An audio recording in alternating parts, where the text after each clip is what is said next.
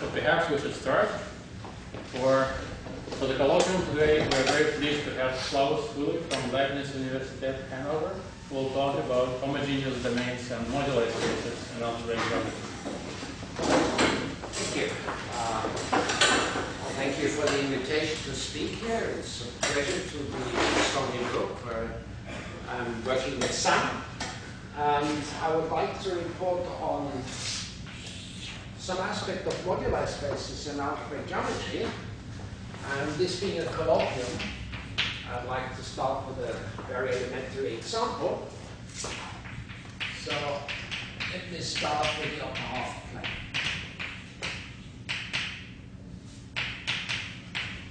And let's take a point tau in it.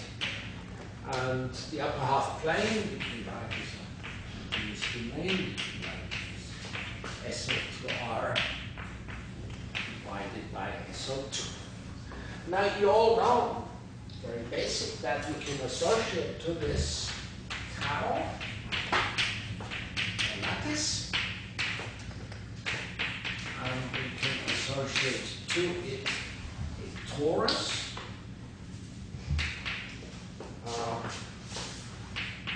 Tau.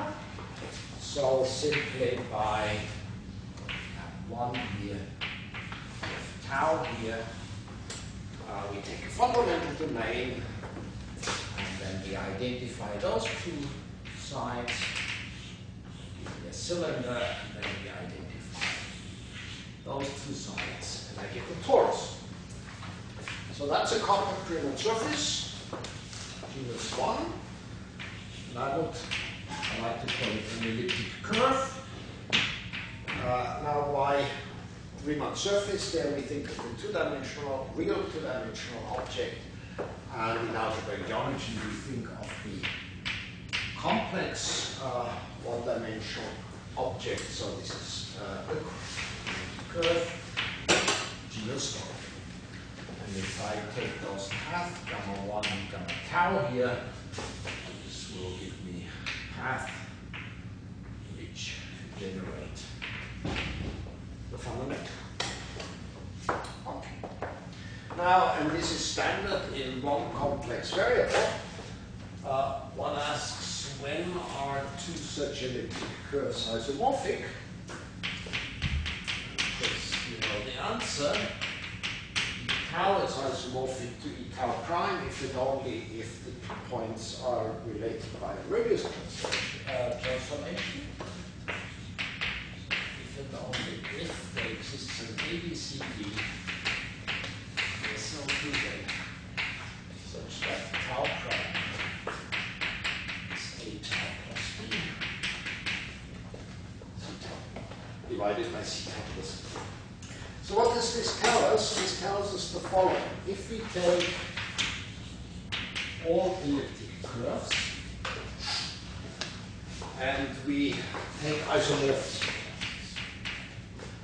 then this is in one-to-one correspondence with the upper half plane divided by SO2Z, and that in itself has the structure of a Riemann surface, so we can take the J invariant, and that just becomes the complex numbers. So why did I do this? And this I want to call A1. Why did I do this trivial example? Because this is sort of all the words which appear in the title. So here we have got a moduli space. Moduli space is an object in algebraic geometry that classifies things. In this case, it classifies elliptic. Here I have a bounded domain, genus domain. Or by bounded domain, I can think of it as a unit disk, homomorphically. And another thing that will come up very frequently are groups, so that's the simplest example.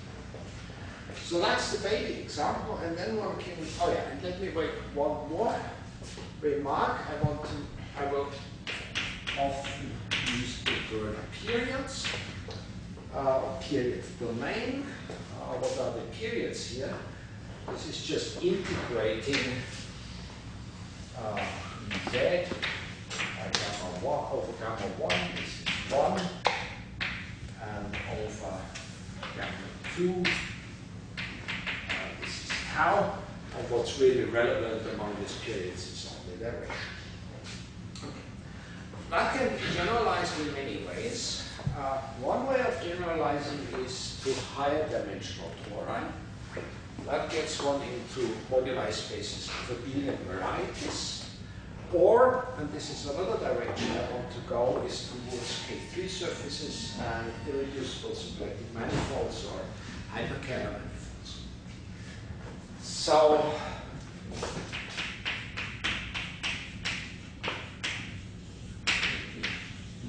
next step, K3 surfaces. So what's a K3 surface?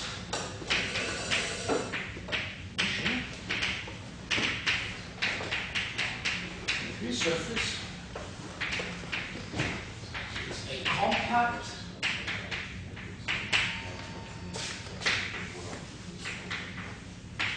complex surface. So surface now means two complex dimensions such that once it's simply connected, and secondly, there exists a nowhere vanishing holomorphic two-form. Specialists know that this immediately implies that the is trivial. Those are interesting examples in surface classification. They come in many ways, also in physics. Is it bothering that those are not obviously algebraic conditions? I'll come to that. They are not algebraic. They need not be algebraic. But at the moment, I'm really talking about complex manifolds. No, I mean, even the conditions are not algebraic in nature. No, that's true. Huh? That's true, yeah. I mean, a baby example which he skipped is two-dimensional complex tori, right? Not generically algebraic, and it's really not the same thing. Yes, That wasn't that's right. right. Yeah, that's right. But let me write down a, but I'll come to that. That is actually a crucial one. So let's take a baby example. X14 plus X14 equals 0. Complex two-dimensional space that has these properties. It's not hard to check. That's an example. Okay. Now we have topological information here.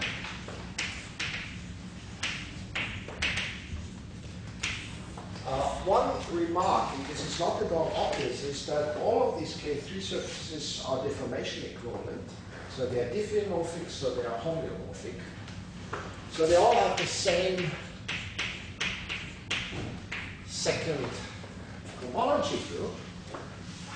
So that has 3 of rank 22. But there is more to it.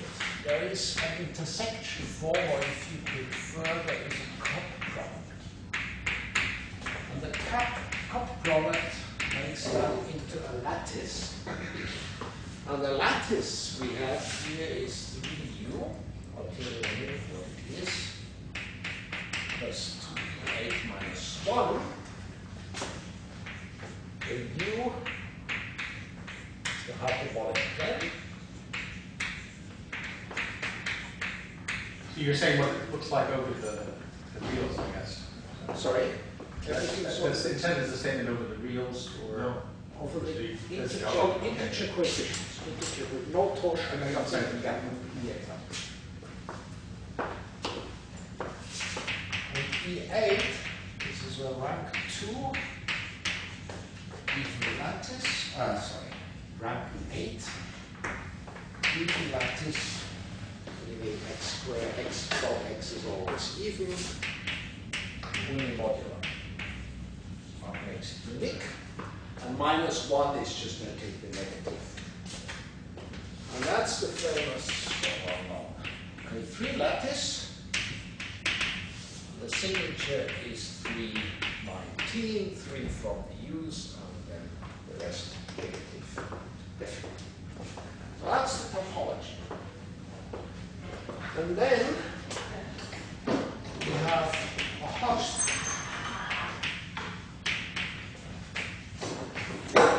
Now, this is a non-trivial statement. All these surfaces are paired. Goes back to 0. Nowadays there are easier proofs for that, but it goes back to 0. So what it means is that the second homology complex coefficients is a Hodge decomposition, H20, H11, H02. The HP2 is what comes from the PQ. Now these are just the holomorphic 2 forms, so that is C. By reality that is C, and then this is 20 dimensional. Okay, so that's the Hodge structure. And what's very relevant for these surfaces is sort of the interplay between the Hodge structure, which is continuous, and between and the discrete structure. So if I write here, is that still okay, or is that not very readable? I think it's fine as long as we have the lines there. So if I can consider a marking of the K3 surface, so that is an map from H2 S0, identification with this K3 lattice as lattices. Of course, that's not unique, but orthogonal transformations of the K3 lattice. What I'm interested in is the following. I have this 2 form. So the H20 here, I can think of spanned by the holomorphic 2 form.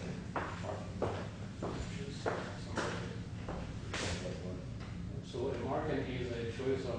Marking is a choice of an isomorphism between H2 and this fixed lattice. It's like choosing a homology basis in a second homology system with a fixed intersection. Is that, okay. Yes, yes, yes. I mean, it's not unique because I can change that by any orthogonal element in the orthogonal. Hence, so I look at that, rather I look at the phi of the vector space, and that sits in LK3, it's C, and this is what I would like to call a period point, and it's also like periods here can be expressed on it. And then there are Riemann relations. The Riemann relations say that omega s is 0 with respect to this form, and omega bar s is positive. Now that means what I would like to look at is the following. I would like to look at the domain omega LK3, which is all points in this projective space. What's omega s? Omega s is the 2 form. I have a Wait, the preferred one-dimensional vector space in the homology. Oh, the homology homology. stuff. That's just it's the holomorphic. it's up to scale, or are you? Yes, I wrote to C here, meaning Right, that so I it's don't really care point about projective it. And I'm going to projective space here, so the scalar bother us. So this is for a specific K3 surface. Now abstract, I write down this lattice. What do you call those? What do you give names to those things? Those are truisms, right? Sorry? Those are truisms. Why do you give names to them? They're tautologies. Well, but they're invariants of the particular complex structure. So the game is to try to use this point in the projective space with some. Yeah. I will give it a name for good reason. Okay. So let's look at this domain. That's 22-dimensional, this is 21-dimensional, that's a quadric, makes it dimension 20, and that's an open part in a quadric. So that dimension here is 20. And I'm going to write the following. This is an absolutely non-trivial statement, and I'll say something about this. So, if I look at all K3 surfaces, modular isomorphism, then this is this domain here divided by the orthogonal group of this lattice. Equal. What did I say? Yes, thank you. Equal or 1 to 1, I should say. Yeah. Okay. That means the integral points or something? No. They orthogonal group of the lattice. Yeah, that's a discrete group. Yeah. That is sort of the integer, the integral orthogonal group. Now, there are quite a number of results hidden here. One is that every point in this domain comes from a K3 surface. That's called the surjectivity of the period. And that goes back to Kulikov, Pinkham, Todorov. It's deep theory. The other is that one can recover the K3 surface from the period point, modulo this group action. And that's the Torelli theory. So here we have surjectivity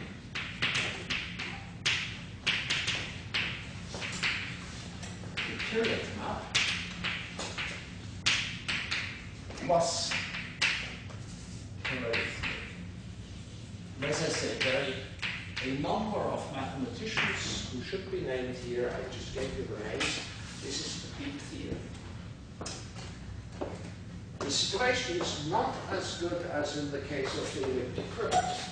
Here we had that quotient. We could identify it again with a Riemann surface. So what I like is to identify it with a complex manifold, or maybe a complex manifold with a few singularities. But this quotient does not have a good analytic structure. The group doesn't act properly discontinuously, and even if I go to marked K3 surfaces, I want to build a moduli space for these.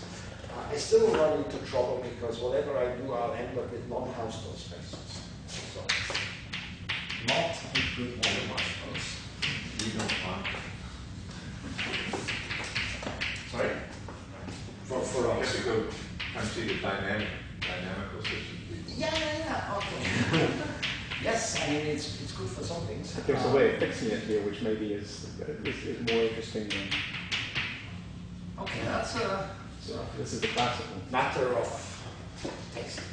So being an algebraic geometer, I would like to come up with a complex manifold or a variety or something. And it's not surprising because, as you pointed out correctly, we're dealing with a priori non-algebraic objects. So the K3 surfaces are non-algebraic in general, and in this 20-dimensional space, there's sort of lots of 19-dimensional subspaces, slices, which are algebraic. But if I just pick a generic point, it will not be an algebraic surface. Being algebraic is variant under this group action, I suppose, right? Yes. So I would like to introduce something which are polarizations. Now that's a little bit technical, can't be helped.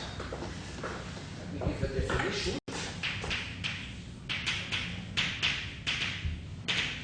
A polarized K3 surface is a pair SL, S is the K3 surface, where L is an ample, also primitive, it's not a multiple of another line bundle, an ample line bundle on S. So if you had, instead of choosing line bundles, you had just chosen Kähler classes, then then actually you can still fix the problem, and that's more general. Yes, you can do it with Keller classes. You can think of it geometrically, you could also, well, it's not quite true what I'm saying, but philosophically, what it is, it's really like a choice of an embedding of your K3 surface into some projective space, and the L is just the restriction of the hyperplane bubble in the surface. So now we're in the algebraic world. And then, of course, S is. And now things are quite better for my point of view.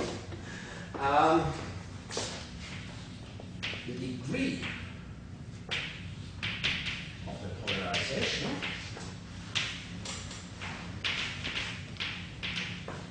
is, well, I would say L square.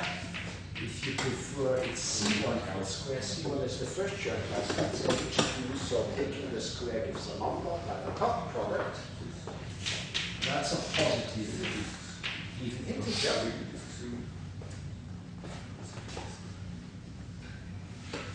And if you think of that as embedded in here, it's just the degree as a classical degree. So you cut with some hyperspace of dimension 2, a generic one, and it will meet the S in 2 dimensions.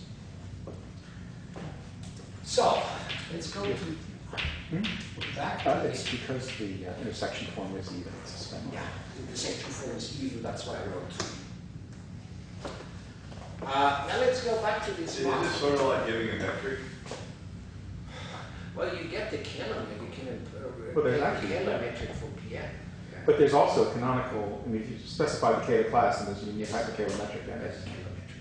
So then the anisotropic groups would have to be compact, so that makes the Makes the group action lots better. Yes. What? That makes the group action a lot better. Yeah.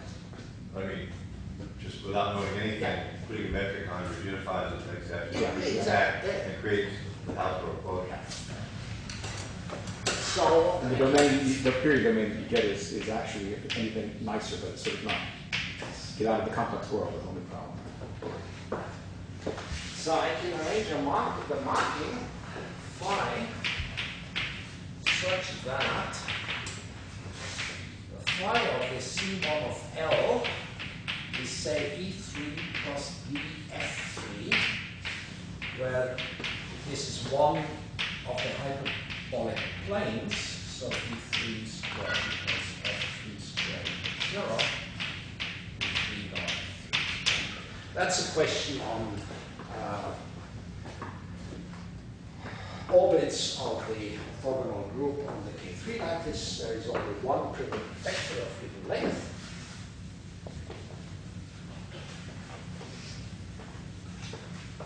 And I'll call this vector here. Sorry, what is U3? Sorry? What is U3? It's the intersection form of P1 times P1. It's the Yeah, it's the hyperbolic plane. So, what I'm saying is I choose one of the hyperbolic planes here, like the third one, yeah. So they're not in any way distinguished. No.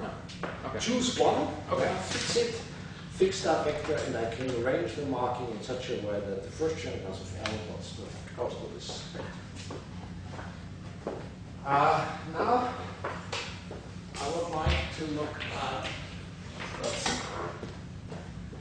perpendicular to this page in K3, in the K3 lattice. So that's 2 copies of U, 2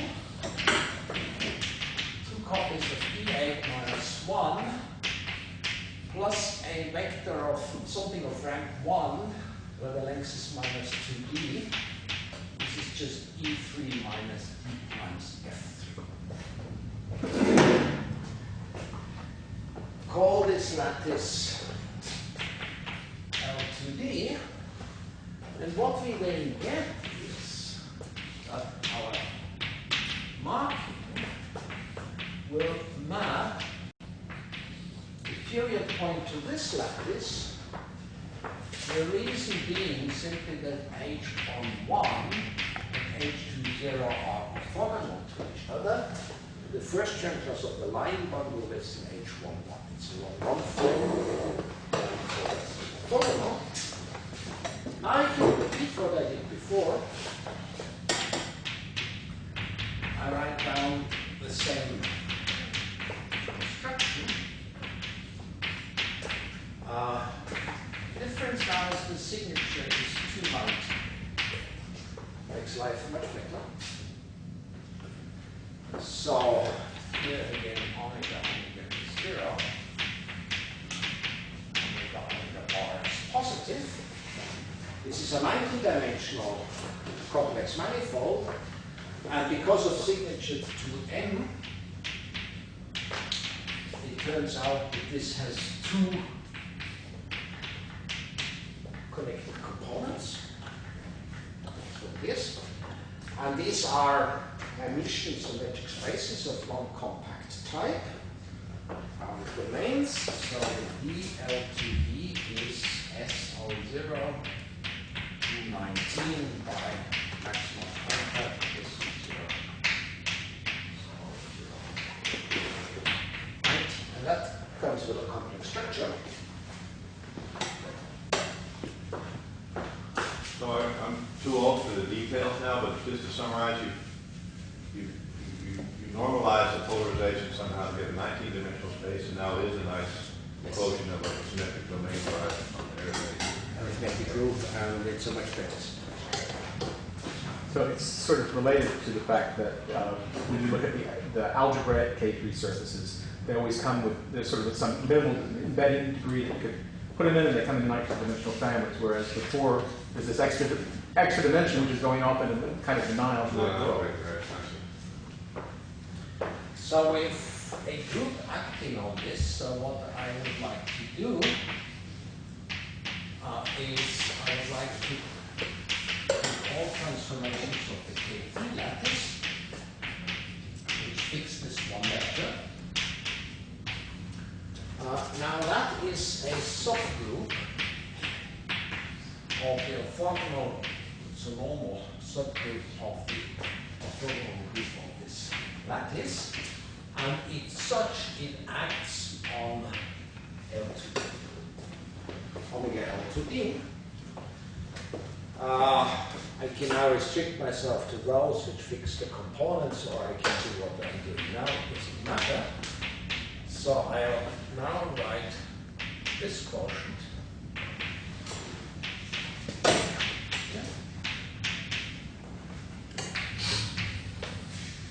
And this is now the moduli space of polarized K3 surfaces of degree 2. I've cheated a little bit. There are some semi-polarized in there. If I really want polarized in the strict sense, I have to write throughout the hyperplanes. I'm not going to discuss that. Now, this is a connected V manifold. So V manifold meaning it is a manifold modular Complex manifold is a different way of complex. Yeah. It has dimension 19, and what's nice is quasi-projective. Very much now in the world of algebraic geometry. And a typical question which people ask is, what can you say about the geometry of such modular spaces?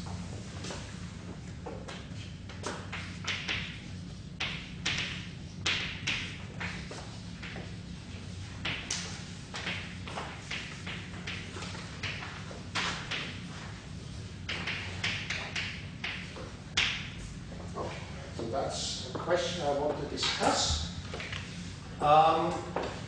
There is a natural generalization of this.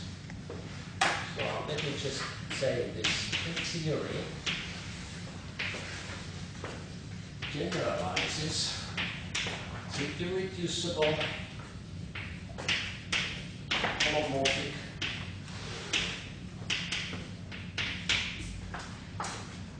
symplectic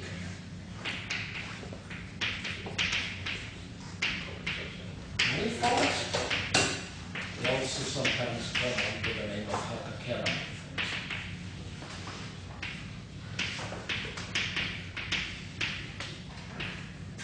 I'm not going to define them formally. Oh, so you write this a big library? Yeah, I just keep them like around.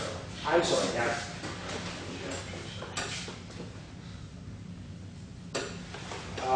So these are compact Kähler manifolds, simply connected. I have a nowhere degenerating homomorphic two forms. And let me just give an example. The Hilb n of S. S is a K3 surface. Hilb n meaning sets of n points on a K3 surface, but this is not just the product or the symmetric product. I'm also particular about this scheme structure. So, again, not going into details. Such are examples of these hyperkähler manifolds plus deformations. And there are some other examples. At the moment, there are 4 series of these. And what I'm saying is the whole theory, which I've written down here, extends properly formulated to these examples here. But it's much harder in the sense that the Torelli theory, which for K3 surfaces had been known for, what, I don't know, 25 years or so? It's the 60s, right? Or, it's a classical theory. For the relevant result for the hyperkähler manifolds was proved by Leibniz only 3 years ago, or something, 2 or 3 years ago. So it's much harder, but in the end, it sort of goes through. So, what do I mean by when I say, well, what can we say about the geometry of some polarized spaces? There are many questions one can ask. I mean, we know its dimension. We know that it's nearly smooth. It's smooth up to finite group actions. We can say something about the singularities. But there is another invariant which algebraic geometers always ask first, which is the Kodaira dimension. So I'll try and explain what the Kodaira dimension is. So I'll go to this one next and then work from right to left. See that?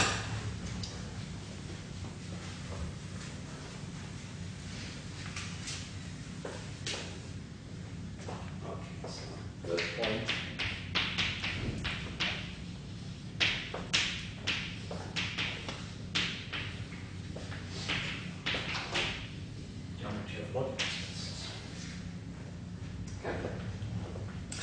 So let me just start more general.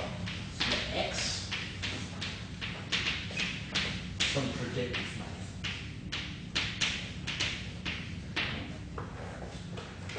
math. Then I can look at k-fold any forms on such an X.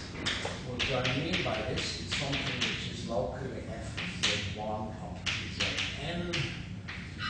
Z1 is Zn. I can make that into a global object. And I can look at H0 x omega x is okay. This is the space of global k-fold.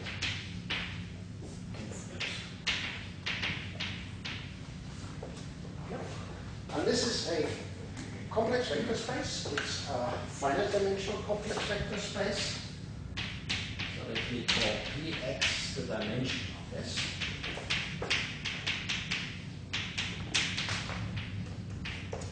And that's what's called the kth plurigenus.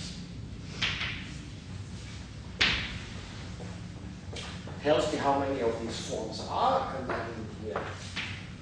Complex vector space. And the question one then asks is, how does that dimension grow when k goes to infinity? And that's an important invariant for such a manifold.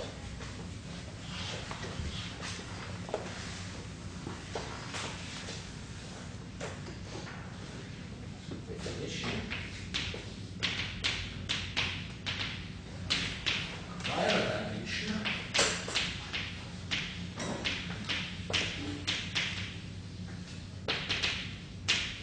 X is as follows. It's typically called k of x. Of course, it could be that there are never such global forms. Okay? We call it minus infinity. That is always 0 for all k. Okay.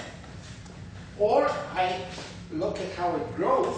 If we be careful, the correct definition is the minimum overall kappa, such that pk of x divided by k to the power kappa is bounded for k goes to infinity. And then this Cavara dimension takes values either minus infinity, 0, 1, and the maximum is the dimension. So it's a very rough invariant, but let me give you just an example. When x is a curve, so a compact Riemann surface, then the possible Cavara dimensions are minus infinity, 0, and 1, and it is minus infinity if this is P1. It is 0 if this is an elliptic curve. In other words, P is 1, this is 0, it's 1 in all cases, other cases. So it might seem less mysterious to people who haven't seen the Cavara dimension before to say that it's the maximum dimension of the image of the variety under a harmonic map. Yes. So take some power of the canonical line bundle, see if you can embed it in a projective space, and you really can't, but what's the biggest dimension of an image you can get, and that's the Cavara dimension. Oh. That's why it's also perhaps more interesting when you look at the universal cup. That's P1, that's C, and that's the disk for H1. So there you also see a difference. Yeah? A differential geometry. Okay. So, okay. What we say is,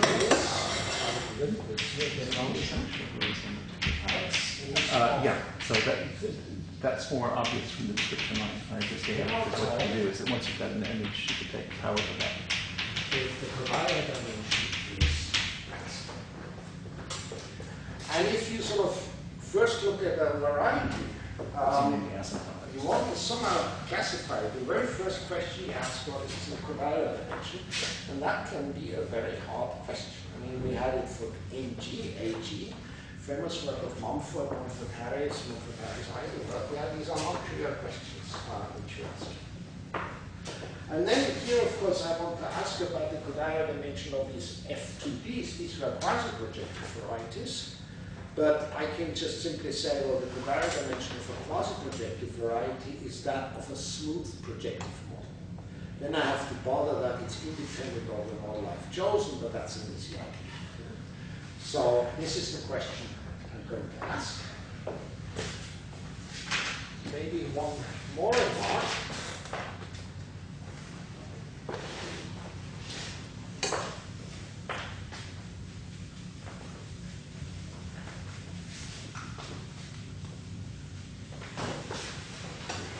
Following.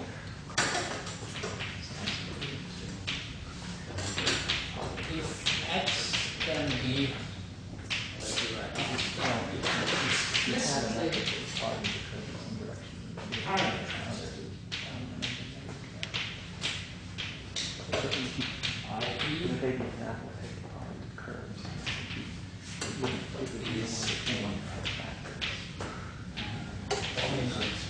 have morphism Cn of x,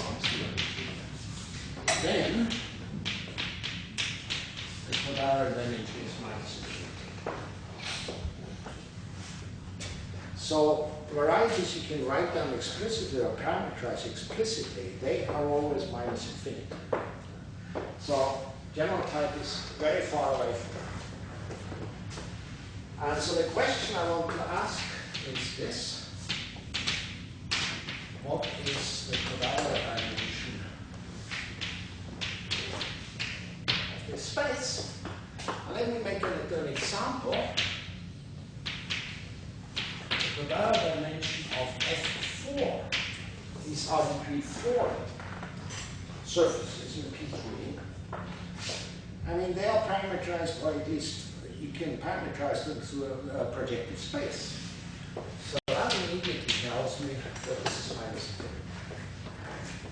And then the theorem we have, and that is, so it's slipped in that you have to compactify the moduli space here. Yes, that's what I said. Define the quadratic dimension of that as that of a smooth projective, i.e. compact manifold model, and then prove that it's infinite. So it's itself. So FTD is a general type for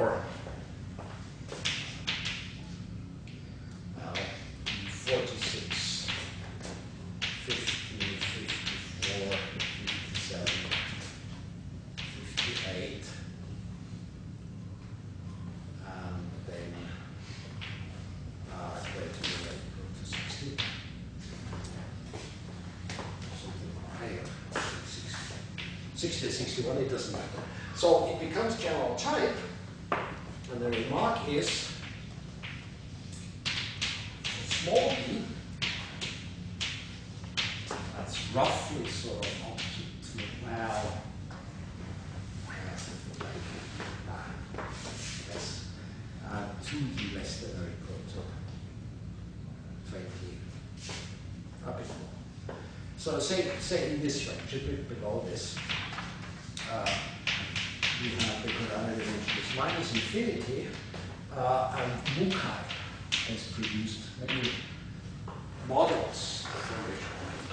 And those are very different methods. That is writing down concrete models, which you can parameterize explicitly. Here you need completely different methods because you need many periodic models. That's perfect. Is there some general reason why the quadratic dimension of F2D, MG, and AG always grows? No. I mean, it's the experience one has. But I do not know of a general theory which says that that has to be the case. Well, in particular, what happens at the gaps? Is it just not known for 59? It's just not known. We do not know of an example of intermediate quadratic dimension. So all we know is minus infinity and the big one. There could be something in between. Those are typically hard to discover. In the case of curves, not in MG, but in other curves, if you go to prime curves or spin curves, there are examples where one also has intermediate quadratic dimension. Such examples. Can you say something about whether the canonical line bundle will be over here just big, or will it actually be ample? So the image is a birational thing, or is it a fully invariant? The K is extremely. I don't know. I mean, there is the Hodgline. The Hodgline bundle on F2B itself is ample. Yeah? That's okay, but then if you go to the Kodaira of a toroidal compactification, you can then ask running a minimal program, a model program. Yeah? You can ask that. That's been done for curves. In particular, the way you phrased it, it depends. So the answer to that question could depend on compactification. When you have a moduli space, and then you have to compactify it before you talk about its quadratic dimension. A priori, it could be that. Yes, that question does depend on the compactification. Your question. And then let me just write down theory by the same authors. That was 2007, now we get to sort of 2008, 2010, similar results for doing this symplectic manifolds. Actually, one doesn't really need full theoretic from that, it helps, but one doesn't need it. So the first result here was proved to be full theoretic, was long, but that's good. So you said this thing before that had me confused. The statement about hypercalars is that you have results analogous for hypercalars that are like the K3s. Yes. Because you made a statement that the moduli spaces had a geometry which was like hypercalar manifolds. I was thinking that doesn't make any sense. This theory it's not generalizes to and the objects instead of K3 surface. The objects which I now want to classify are irreducible symplectic manifolds. Right. No, but one can also ask what's the geometry of a moduli space, which was your heading. That was the thing that was confusing me. But for me, the geometry, one answer to the geometry of these moduli spaces is to answer its corollary dimension. it's algebraic. I see the algebraic This is geometry. an algebraic version Algebraic of saying geometry what of is moduli geometry. space. That's the I'm not saying anything about curvature. Right. I wish I could. Could you remind me what this parameter is? I didn't get it. D. It's the degree. So we fix the degree of the embedded. So we're not talking about K3 surfaces embedded in projective space, and we fix the degree. The moduli space for those. Yeah, and for every degree we get the moduli space, so that we get the sequence of moduli space.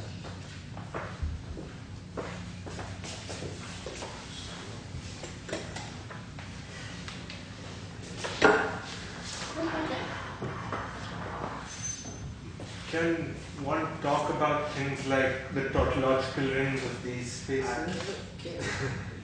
Well, good question. Can we put that question to the end? Because that is, I mean, the other question very, very close to what I'm saying, that goes a long way off. So, can I? Sure. So by similar results, do you mean that Kadar dimension is negative infinity for a small value of the parameter? Or what does that do? Both. I mean, again, we can take about the degree, but now the degree doesn't fix the moduli space. There are more invariants because the group does not act any longer transitively of all primitive vectors of a given length. So I have the degree plus some other invariant, then I build a moduli space to it, say for the Hilbert 2 case, and then again, if the D grows, I can prove general type. That kind of result. Okay, so one little focus.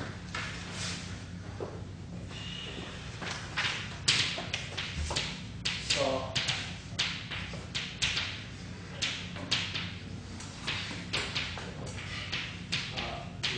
any lattice of signature to n, let me take O plus of L, L. She fixes one of these components, and let me take a gamma in there, some arithmetic subgroup, just meaning finite index in this case. And let me look at gamma, DL gamma, and that's sort of the generalizations of these spaces I've written down. So that these are geometric interpretations, moduli spaces, all that stuff. So now I want to define what a modular form is.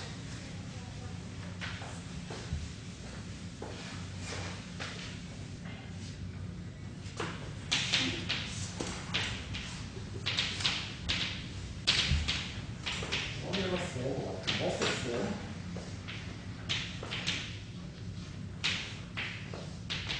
weight K with respect to a character from order something like automatic. Gamma is a holomorphic function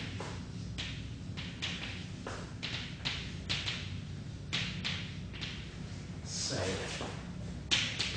f from DL dot is meaning the column over DL. DL sits in the projective space and like the alpha encoding minus the origin. I'm sorry, in your definitions, is the inner product on L unimodular necessarily, or it doesn't have to be? No. I think I would like even.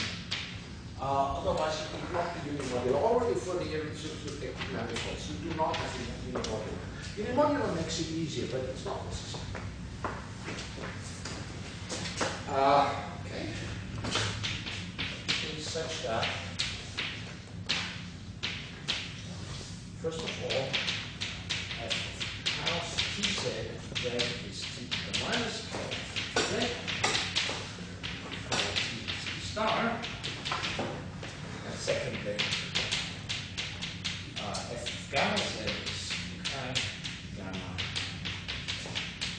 z.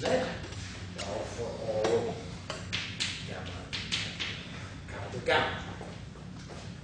Okay. Now, why am I interested in these forms? Answer is because they give me pure canonical forms. And for that, I want to define f gamma naught, gamma minus branch locus of DL gamma. In other words, it's where the group acts freely. And then summation if f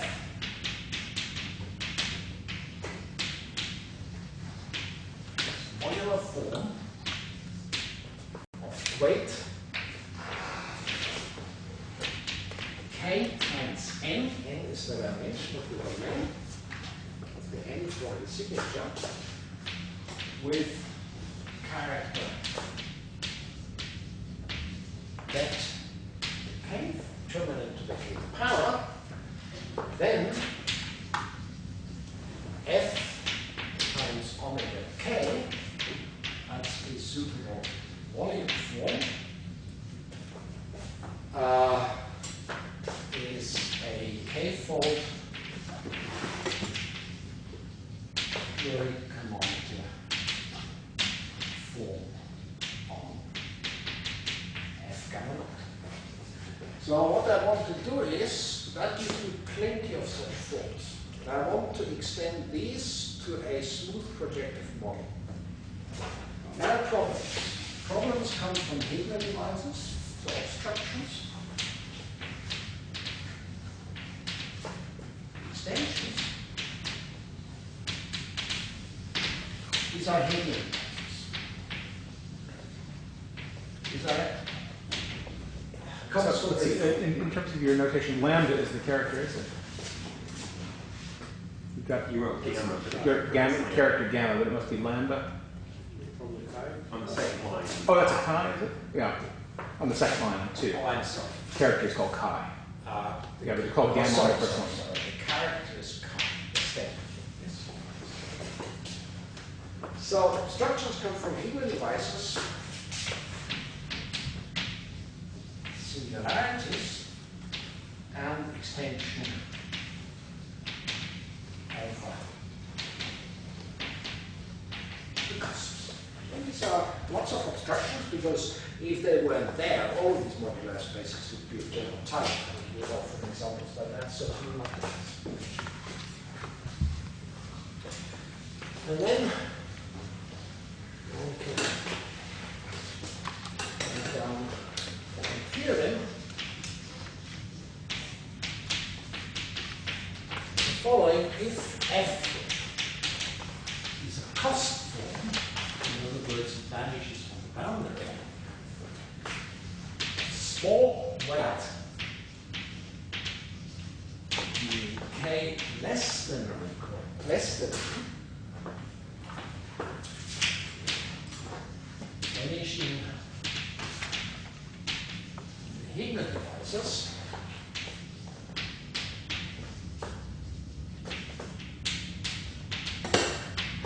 then the determinant is either to 0 or the character is either to 0 or determinant or down, then f gamma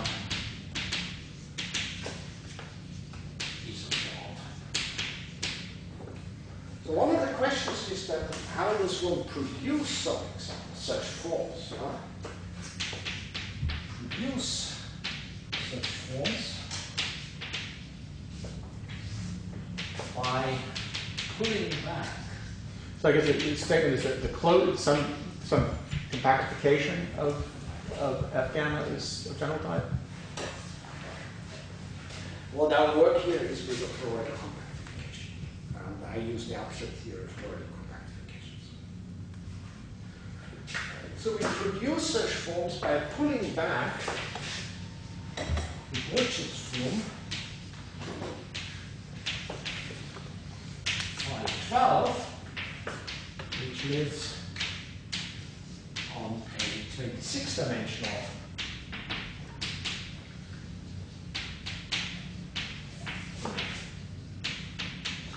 it's more than just pulling back. Just pulling back would get 0. One has to be careful. One has to divide out through certain things. And the fact that I do the pull back is I need a suitable embedding of L into the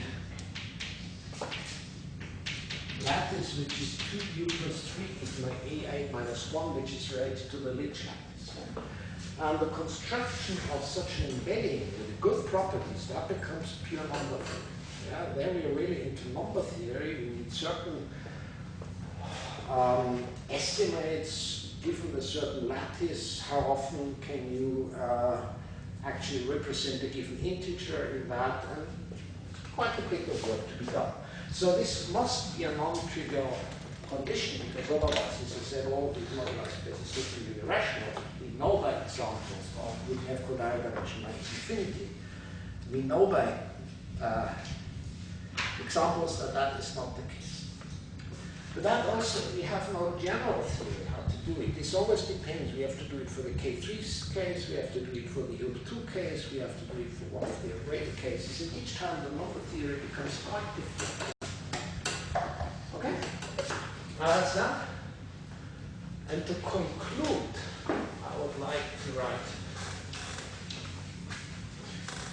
Could you say just a little bit about the kind of the toroidal compactifications that you use? So you at each cusp you're initially adding maybe a writing what you have here is if you have variable L, you add curves and points, because this is which is 2 comma something. And then you sort of have to, instead of toroidal, you add divisor. To do this, you need a fan in suitable spaces, symmetric matrices, and we can't write these values down explicitly. We know they exist, and we can subdivide them in such a way that the fans will not produce extra singularities.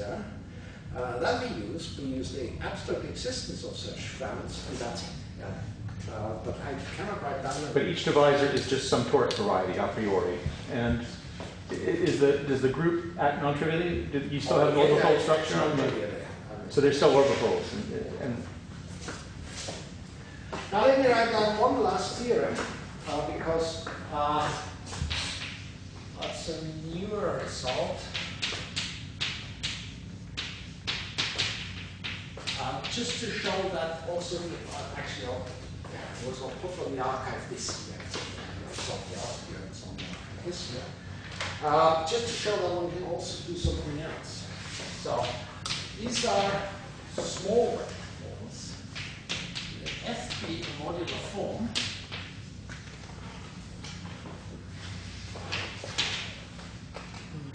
Such that it's 0. Is exactly on the beta divisors.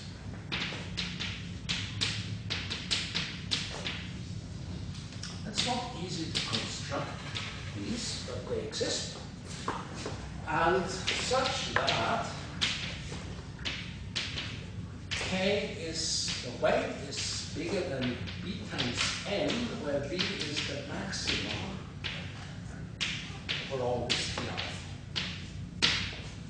If one can find such a form, then we wrote, in particular, covered by rational curves, and hence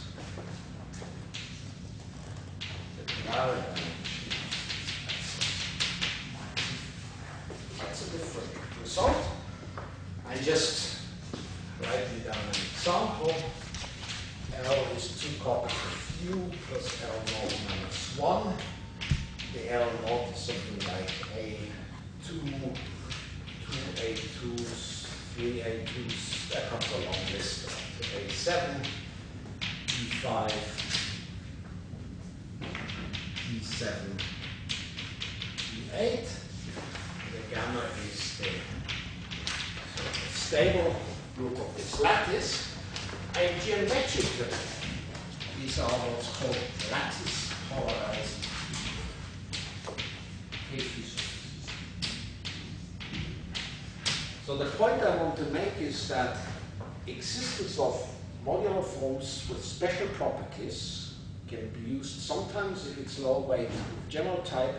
If it's big weight, I can control the divisor, then I can prove universe. Okay, and I've got a bit of time, so thank you for your attention. Any further questions? Yeah, happy to answer them. Is there a universal family of K3s?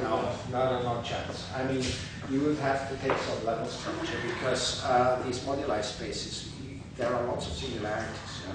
So there are K3 surfaces with non-trivial automorphisms, and they will give you singularities, and those are structures to a universal family. No, but I mean, are they the same as true of RAM and G, right? Or are they? Well, MG, it has a universal family as a stack. Yeah, so does that I exist? can do that there as well, yes. But not as a sort of geometric object. Yeah, as a stack. Well, as an orbifold, does it exist then? As an orbifold, yeah. I mean, as long as I impose a sufficiently high level structure. In particular, if you have a homology basis, then there's no problem. Any further questions? If not, I'll thank Klaus again.